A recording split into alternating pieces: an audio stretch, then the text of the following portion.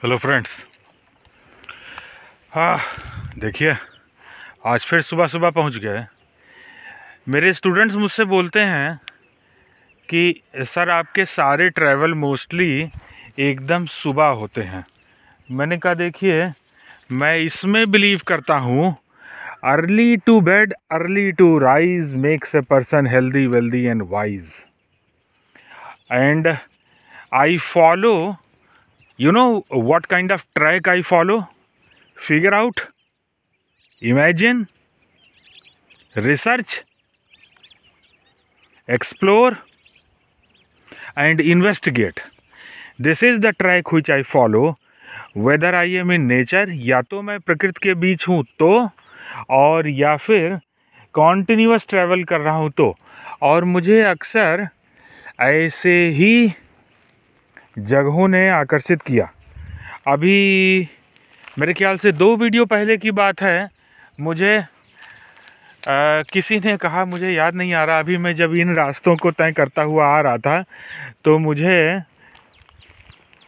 याद आ गया, किसी ने कहा था कि सर संभल कर जाया करिए, वरना इस जिस दलदल में, जिस पानी में आप जाते हैं, यहाँ पर आपको कहीं एनाकोंडा मिल जाएगा।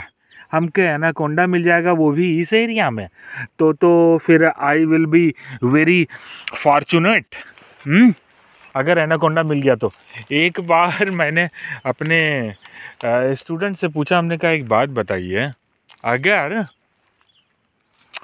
चलिए 2 केस लेते हैं, हार्ट अटैक से डेथ हो जाए, डायबिटीज़ से डेथ हो जाए, तो आप उसको अच्छा मानेंगे, या आपको सांप काट ले, लैंडस्लाइड हो, तो उसको ठीक मानेंगे? तो कहते हैं सब, दोनों ही केस में डेथ, इवन खाली सोचना भी मृत्यु के बारे में, तो वो डर पैदा करता है। मैंने कहा देखिए, किसी प्रकृति के किसी भी घटक से अगर आपकी डेथ होती है तो I will say you are very fortunate. Landslide से हो जाए, खैर फिर भी to discuss on death in our country it is treated as a taboo. और मृत्यु पर, death is inevitable you know, लेकिन मृत्यु पर एक एक बारीकी से चीज़ों को खोल करके रख दिया भगवान बुद्ध ने।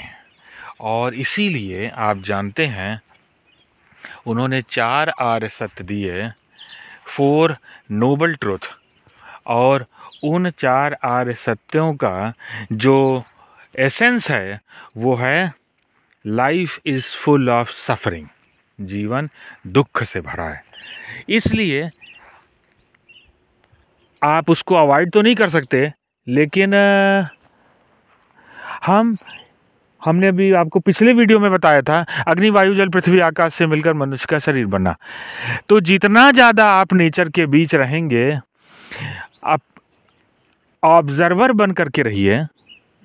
You keep observing observing. और आपको बताते हैं, आप 5 से 7 साल तक अपने को दृष्टा भाव में रखिए, कर्ता भाव से अपने को हटाइए, तो आपको जीवन का एक नया दृष्टिकोण दिखाई देगा। लोग अपने को कर्ता भाव में रखते हैं और कहते हैं कि मैंने ये किया, वो किया, मेरे कारण ऐसी ऐसी स्थिति है, और खुद को उस जगह पर रखते हैं। मैं इसीलिए लोगों को ये राय देता हूँ कि आप अपने को कर्ता भाव से हटाकर दृष्टा भाव में रखिए। और जब आप अपने को दृष्टा भाव में रखेंगे, तुरंत ही पर्सपेक्टिव शिफ्ट हो जाएगा। अच्छा, एक बात मैं कहूँ, जब मैं सुबह निकला था तो उस वक्त ये लग रहा था कि कुछ तो धूप होगा, लेकिन अचानक नेचर ने ऐसा टर्न लिया कि see fog everywhere, fog fog fog fog and nothing else. और जहाँ पर पानी ज़्यादा होता है, जहाँ पर ताल होता है, वहाँ पर फॉग होगा। मैंने इतनी दूर अपना वाहन खड़ा किया है कि जो दिखाई भी नहीं देगा। उस वक्त जिस समय लोग सोते हैं, उस समय मैं खुद को बहुत फॉर्चुनेट पाता हूँ कि इतने फ्रेश एयर में मैं प्रकृति की गोद में हूँ। और मुझे वो एक मुकेश का गाया हुआ एक गाना याद आता है, हरी भरी वसुंधरा पे नीला नीला ये गगन। याद होगा आपको, वो हिमाचल में पहाड़ों के बीच में था। इधर देखिए, this is the path which I have followed. ऐसे किनारे किनारे मैं होता हुआ आया। मॉर्निंग वॉक लोग करने निकलते हैं रोड पर, वॉकिंग कम करते हैं, गप ज़्यादा करते हैं। पूरी दुनियादारी मॉर्निंग वॉक में डिस्कस कर डालते हैं। बजाय इसके चाहें तो चक्रमण ध्यान लगाएं, अपने घर पर ही एक ऐसा पाथ, एक ऐसा ट्रैक फिक्स कर लें, उस पर चलें। 5-7 फुट की जगह तय कर लें और उस पर चलें मुंह बंद करके। और अनसब्सटेंशिएटेड गॉसिपिंग करने के बजाय उन्हें अपना मुंह बंद ही रखना चाहिए। देख रहे हैं, मैं सोचा एक जंप मारूं क्या इसमें, लेकिन देख रहे हैं इसमें पैर फंसने के चांसेस हैं, इसलिए ज़्यादा अंदर नहीं जाएंगे, पैर स्लिप कर सकता है। So make your life meaningful. पहले तो व्यक्ति को अपना लाइफ स्टाइल चेंज करना चाहिए। ये जो लोगों के दिमाग पर एक पर्दा पड़ गया, मीडिया ने डाल दिया, और ये वो आप जानते हैं, मैं उसका नाम नहीं बोलना चाहता।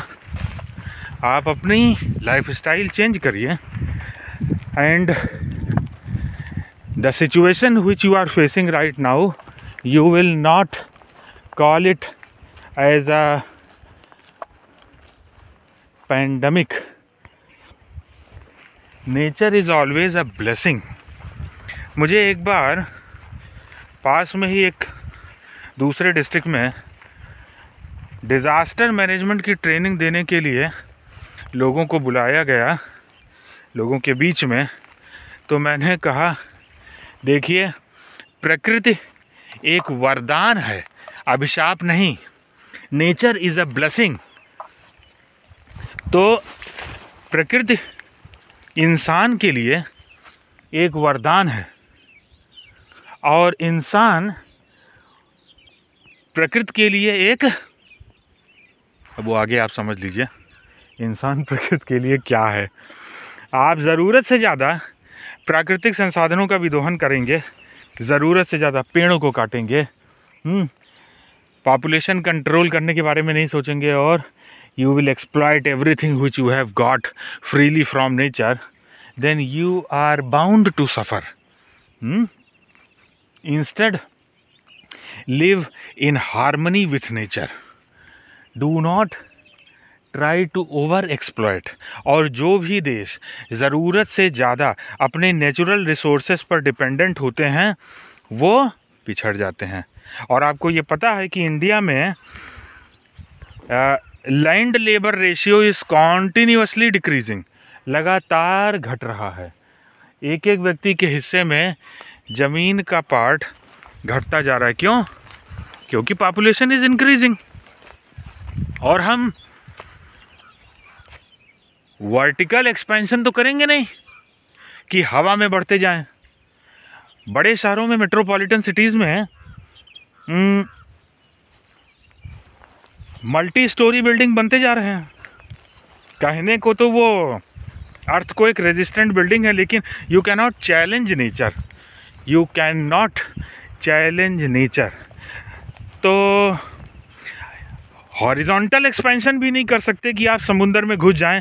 कब तक घुसेंगे आप समुंदर में? बुर्ज खलीफा खड़ा कर देंगे। और vertical expansion, there are limits. Development process की लिमिट है, अनलिमिटेड आप किसी भी डायरेक्शन में नहीं बढ़ सकते। इसीलिए माल्थस की पॉपुलेशन थ्योरी आई थी, और जिसमें बताया गया कि इंसान को नेचर के साथ बैलेंस रखना चाहिए, वरना नेचर अपने आप सब बैलेंस कर देगा। कभी लैंडस्लाइड आएगा, कभी फ्लड आएगा, कभी बादल फट जाएगा, लोग एक साथ मर जाएंगे। लेकिन ये इंसान को महसूस करना चाहिए। अभी देखिए, पता नहीं अब चिड़ियों की आवाज़ क्या शानदार, कितना बेहतरीन लगता है। पता नहीं अब आपको मेरा वज्रवाहन दिखाई देगा कि नहीं दिखाई देगा। वो खड़ा है, देखिए। सोचते हैं इसका नाम हम जेसीबी रखवा दें, हैं? क्योंकि इससे मुझे कभी भी तकलीफ नहीं होती। वाह, क्या आवाज़ है। सुबह सुबह आप प्रिफर करते हैं मॉर्निंग वॉक रोड पर करना और वॉकिंग कम डिस्कशन ज़्यादा करना दुनियादारी पर। I personally suggest you just keep your mouth shut and focus on your mind. अभी पिछले वीडियो में जो मेरे साथ थे, मेरे फ्रेंड, जिन्होंने कहा age is just a number, वो मेरे लिए भी है। Age is just a number, and for my bulldozer distance is just a number, and I have crossed almost all those rough places which I never thought of.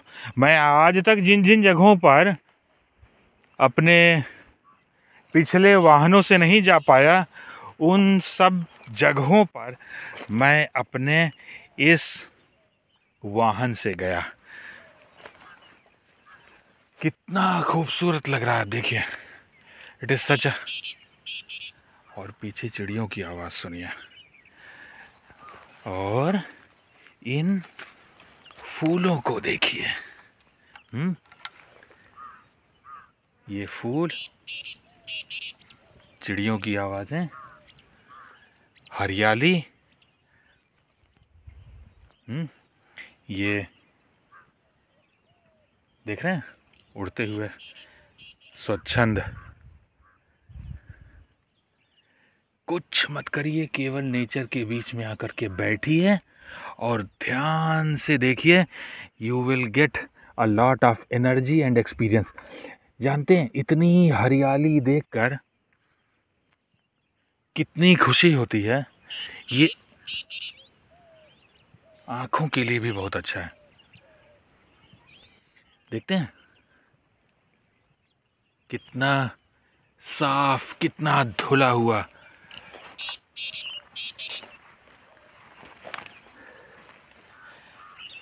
और लोगों को देखिए, people have become so mentally sick कि उड़ते हुए परिंदे को, चिड़िया को वो कैद कर लेते हैं पिंजड़े में। बड़ा दुख होता है जब मैं रास्ते में कहीं बहेलिए को देखता हूँ जो ढेर सारे तोते और छोटे छोटे चिड़ियों को बंद कर करके लेकर के जाता है, तो मैं उनसे ले करके वो सभी चिड़ियों को उड़ा देता हूँ। अपने बारे में आप सोचें, क्या आप पसंद करेंगे कि आपको एक कन्फाइनमेंट में, एक बंद दीवारों के बीच में जाल में बंद कर दिया जाए, कि आपको ये अच्छा लगेगा?